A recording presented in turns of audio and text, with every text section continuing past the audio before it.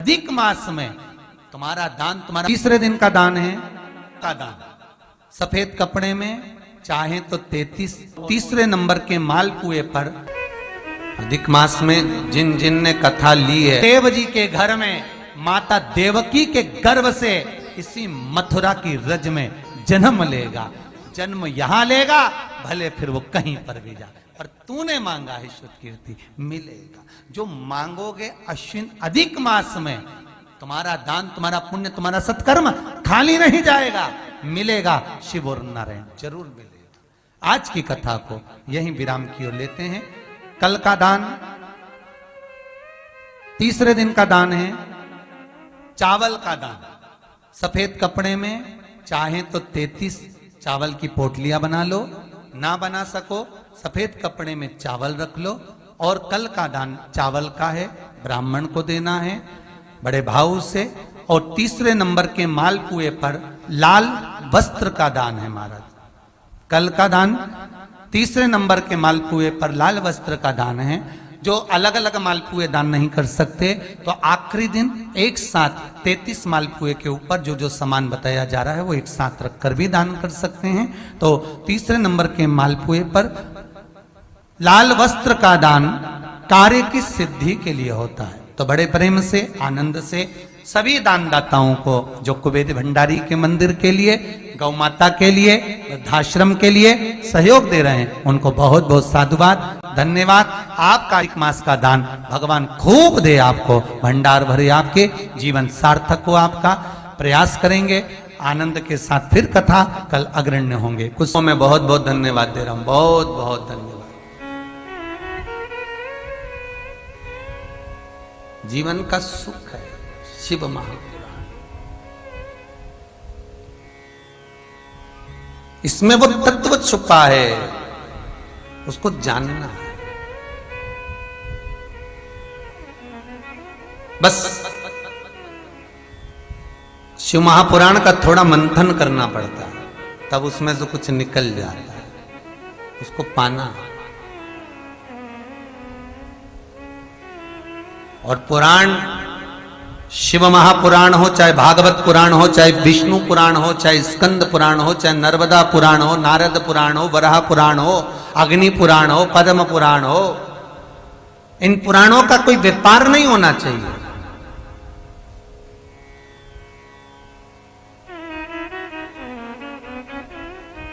कई लोग दिखाते कुछ हैं, होता कुछ है। पर मेरा निवेदन है, यहां जैसा देख रहे हो वैसा ही मिलने वाला है। जैसा देखा वही मिलेगा, उससे हटकर कुछ नहीं। बस भजन शिव का करो, स्मरण।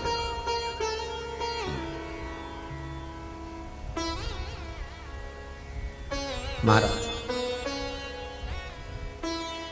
लक्ष्मी जहां शिव है वहां बैकुंठ है, जहां शंकर वहां बैकुंठ बसा हुआ है। और बैकुंठ का मूल सार भगवान शंकर ने, मूल सार लक्ष्मी को कहा है विष्णु पुराण। लक्ष्मी ने भगवान नारायण के साथ जब विवाह करा, नमन करने के लिए माता लक्ष्मी और नारायण भगवान शंकर के पास पहुंचे। भगवान ने जब बैकुंठ भगवान विष्णु को दिया, भगवान विष्णु के पास जो जो सामग्री है वो शंकर भगवान की दी हुई है। सुदर्शन चक्र शिव जी ने दिया था। जब भगवान शंकर के सामने भगवान विष्णु ने एक संकल्प लिया था कि पूरे सावन के महीने 108 कमल के पुष्प चढ़ाऊंगा। आखिरी में भगवान ने एक कमल का पुष्प छुपा लिया। सावन का आखिरी दिन भगवान ने छुपाया। लक्ष्मी ढूंढी पर वो कमल नहीं मिला कहीं। देवऋषि नारद ने कह दिया नेत्र को कमल कहते हैं। भगवान विष्णु ने सुन लिया, त्रिशूल उठाकर एक नेत्र निकालकर शिव जी को दे दिया। शंकर इतने प्रसन्न हुए कि भगवान शंकर ने अपना सुदर्शन चक्र भगवान विष्णु को दे दिया। भगवान शिव 3 नेत्रधारी हो गए। बीच का नेत्र शंकर का नारायण ने दिया था। और भगवान विष्णु के हाथ में जो सुदर्शन है वह भगवान स्वयं भूत भावन ने दिया। स्वयं भूतेश्वर, स्वयं शिव। जो मिला वो शिव ने ही दिया। माता लक्ष्मी भगवान नारायण को मिली तो भगवान शंकर ने दी। बैकुंठ अगर भगवान विष्णु के पास में आया तो भगवान शिव ने ही दिया। बद्रिकाश्रम भगवान विष्णु के पास आया, शिव ने दिया। तिरुमाला का शिखर वेंकटेश भगवान को, भगवान विष्णु को शिव ने दिया। नाथ द्वारा की भूमि भगवान शंकर ने श्री जी बाबा को दी। कृष्ण को द्वारका दे दी। कोई भूमि जहां शिव ने नहा दिया। बस सरल बहुत है, सीधा सहज। इसलिए शायद दुनिया के लोग उसको सहजता के भाव में ले लेते हैं। जो सरल होता है उसको लोग सरल ही समझ लेते हैं कि बस आओ चला दिया, चढ़ा दिया, जल चढ़ाया तो ठीक है, पानी चढ़ाया तो ठीक है, हो गया अनुष्ठान, बस बहुत है। शंकर सहज बहुत।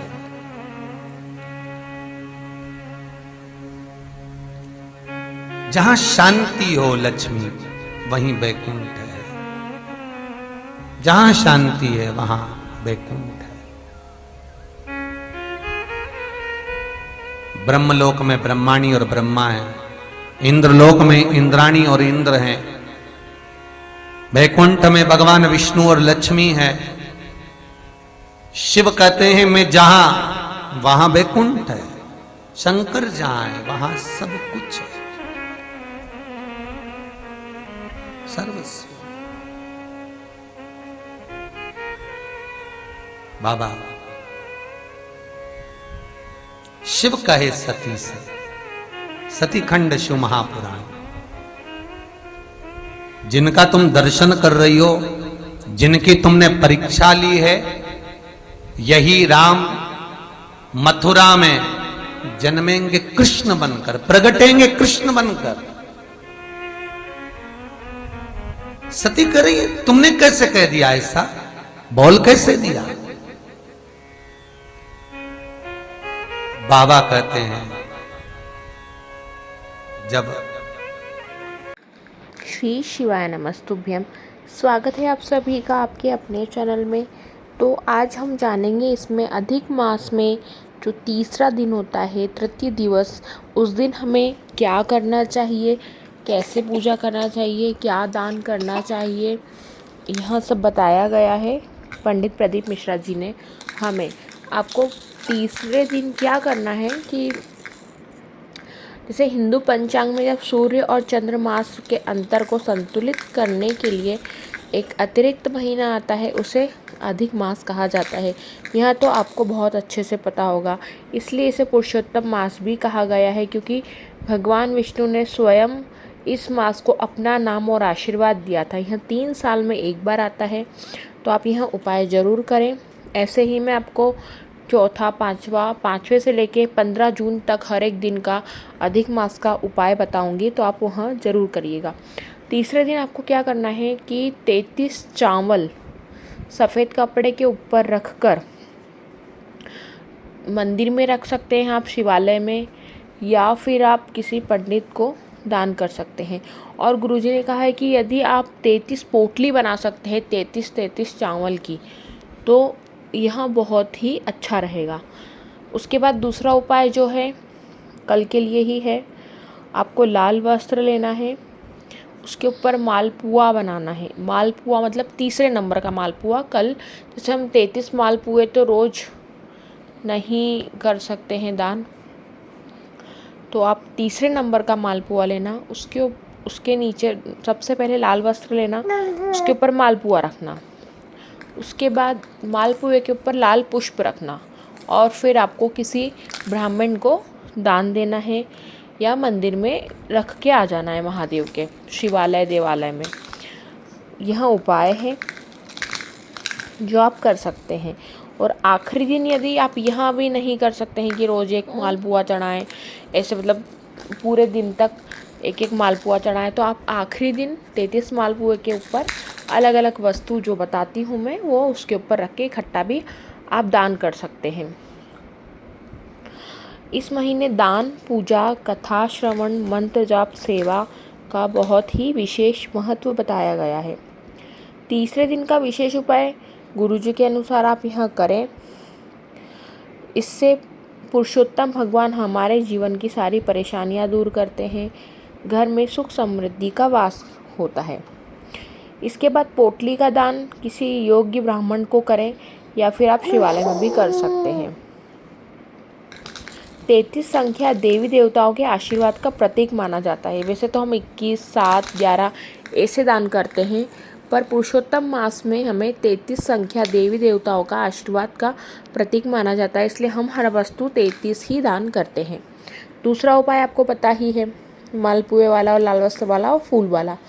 तो यह उपाय करने से घर में बरकत आती है, आपके रुके हुए कार्य बनने लगते हैं, सकारात्मक ऊर्जा बढ़ती है, भगवान विष्णु और माता लक्ष्मी जी की आपके ऊपर कृपा बनती है।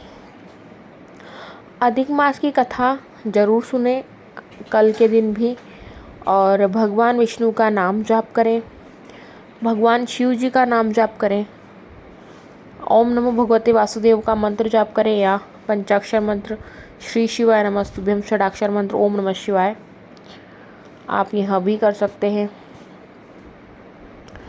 गरीबों को और ज़रूरतमंदों की सहायता जरूर करें, क्रोध और अपशब्द से बचें। जो भी भक्त श्रद्धा और विश्वास के साथ यह उपाय करता है उसकी मनोकामना जरूर पूर्ण होती है। और पुरुषोत्तम मास के प्रत्येक दिन अत्यंत पवित्र और पुण्यदायी माना जाता है। शास्त्रों में कहा गया है कि इस महीने में किया गया छोटा सा पुण्य कई गुना फल देता है, यह तो आपको पता ही है, इसलिए इसे अधिक मास भी कहा जाता है। आज अधिक मास का तीसरा दिन गुरुजी द्वारा बताए गए विशेष उपाय के बारे में करें। श्रद्धा और विश्वास के साथ उपाय करें, भगवान विष्णु माता लक्ष्मी की कृपा बनी रहेगी, महादेव की कृपा आप पर बनी रहेगी।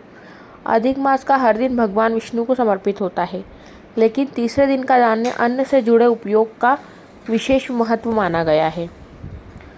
दान करने से पापों की शांति, कथा सुनने से पुण्य की प्राप्ति होती है और भगवान का स्मरण करने से जीवन में सकारात्मकता परिवर्तन आने लगते हैं।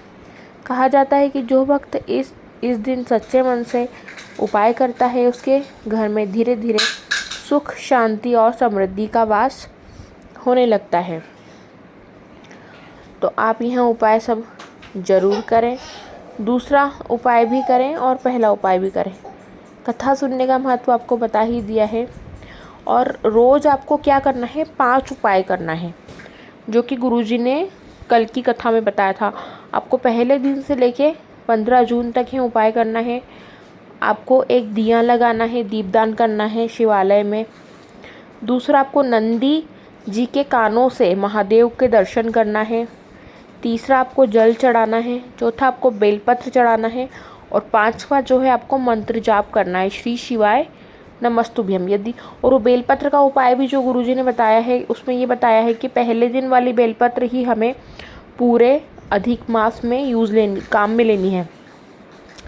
बेलपत्र को रखते हैं हम महादेव के ऊपर, मंत्र जाप करते हैं श्री शिवाय नमस्तुभ्यम, पंचाक्षर षडाक्षर मंत्र जो भी आप करना चाहते हैं। वैसे गुरुजी ने श्री शिवाय नमस्तुभ्यम बताया है, तो आप उस मंत्र का जाप करें और फिर उस बेलपत्र को अपने घर पे ले जाएं।